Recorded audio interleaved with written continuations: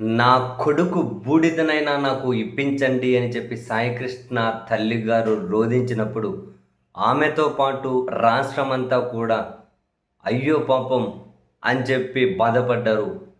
ఒక యువకుడిని పోలీసులు తీసుకెళ్ళి కొట్టి చంపేసి బూడిద చేశారా అని చెప్పి రాష్ట్రంగా దేశంలోనే చాలామంది ఆశ్చర్యపోయే పరిస్థితి. ఈ క్రమంలో సాయికృష్ణ తల్లిగారు వాళ్ళ కుటుంబ సభ్యులు మీడియా ముందుకొచ్చి న్యాయం కావాలి అని చెప్పి అడిగినప్పుడు, వాళ్ళకు మద్దతుగా చాలా గొంతులు న్యాయం కావాల్సిందే, ఇది ఆటవిక న్యాయం అవుతుంది, ఇంత క్రూరమైన హింస సిస్టమ్ చేయడం ఏంటి అని చెప్పి చాలా పెద్ద ఎత్తున ఆ కుటుంబానికి అండగా నిలబడ్డమాట వాస్తవం. సరే, ఆ తర్వాత చంద్రబాబు నాయుడు గారు పరామర్శించడం, ఇంటికి పిలిపించుకొని వాళ్ళు బయటకు వచ్చి చంద్రబాబు గారు పవన్ కళ్యాణ్ గారి మీద మాకు చాలా నమ్మకం ఉంది, వాళ్ళు న్యాయం చేస్తారు అని చెప్పి చెప్పడం.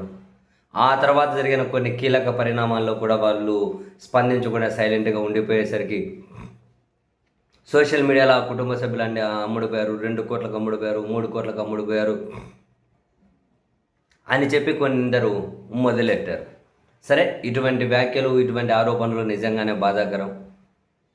వాళ్ళైతే ఖచ్చితంగా ఒక యువకుని పోగొట్టుకున్న బాధలు అయితే ఉన్నారు కదా. ఇటువంటి ఆరోపణలు అయితే నిజంగానే బాధాకరం. అండ్ అదే సమయంలోనే కొన్ని కీలక సందర్భాల్లో అంటే ఆ కుటుంబానికి అండగా రాష్ట్రం అంతా గొంతెత్తింది కాబట్టి అదే సమయంలో కొన్ని కీలక సందర్భాల్లో కూడా ఆ కుటుంబం స్పందించాల్సిన అవసరం ఉంది. ఎందుకు, ఒక కీలక ప్రభుత్వ స్థానంలో ఉన్న వ్యక్తి 14 ఏళ్ళ అమ్మాయిని రేప్ చేశాడు సాయికృష్ణ, వాళ్ళ నాన్న ఆత్మహత్య చేసుకున్నాడు, అంత చూడలేక భరించలేక, వాళ్ళది పెయిన్ కదా, క్రిమినల్స్కి మద్దతు ఇవ్వాలా అని చెప్పి మాట్లాడినప్పుడు, అంత కీలక సందర్భాలు, అంత కీలకమైనటువంటి ఆరోపణలు వినిపించినప్పుడే నా కుటుంబం ముందుకు వచ్చి ఇది వాస్తవం, ఇది ఏది వాస్తవం, ఏది అవాస్తవం అని చెప్పి చెప్పాల్సిన బాధ్యత వాళ్ళ మీద ఖచ్చితంగా ఉంటుంది. తర్వాత ఎవరైతే ఏమంటారు వాళ్ళ మా అమ్మ కూతురు అని ఉంటుందో ఆ అమ్మాయి వాయిస్ తర్వాత బయటకు వచ్చి ఏది నిజమని కొంతవరకు క్లారిఫై చేసే ప్రయత్నం చేశారు ఆ వాయిస్లో. బట్ ఇటువంటి సందర్భాల్లో కూడా వాళ్ళ కుటుంబం ముందుకు రావాలి కదా. అది ప్రధానమైన కొన్ని ప్రశ్నలు, అంతేగాని సరే ఇంకా సోషల్ మీడియాలో కొందరు అంటూ ఉంటారు అమ్ముడు గారు అని. దీనికి సంబంధించి తాజాగా వాళ్ళ పిన్ని అండ్ న్యాయవాది కూడా అయినటువంటి కనకదుర్గ గారు ఇటువంటి ఆరోపణలు బాధాకరం, మేము ఎవరికి ఎట్టి పరిస్థితులు అమ్ముడుపోయే సమస్య లేదు, నాగరాజు ఒక్కడే ఇది చేసి ఉంటారని చెప్పి మేము అనుకోవట్లేదు, కింది స్థాయి పోలీసుల నుంచి పై స్థాయి అధికారుల వరకు ఇందులో ఇన్వాల్వ్ అయ్యారో అందరినీ శిక్షించి తీరాల్సిందే, మేము జ్యుడిషియల్ ఎంక్వైరీ కోరుతూ ఉన్నాము, జ్యుడిషియల్ విచారణ మేము కోరుతూ ఉన్నాం, మేము ఎవరికి అమ్ముడుపోం, మేము న్యాయం వైపే నిలబడతాం అని చెప్పి ఆ న్యాయవాది గారు సాయికృష్ణ పిన్ని గారు మీడియా ముఖంగానే చెప్పారు.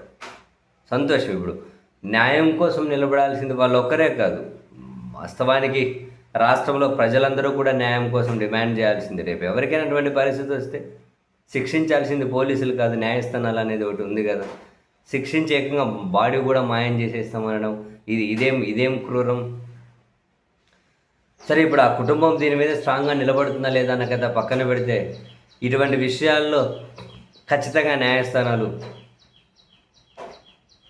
కూలంకుషమైన విచారణ జరగాలి అంటే థర్డ్ పార్టీ జ్యుడిషియల్ ఎంక్వైరీ అంటారా, సిబిఐ విచారణ అంటారా, అది చాలా ఇంపార్టెంట్, కీలకం కూడా.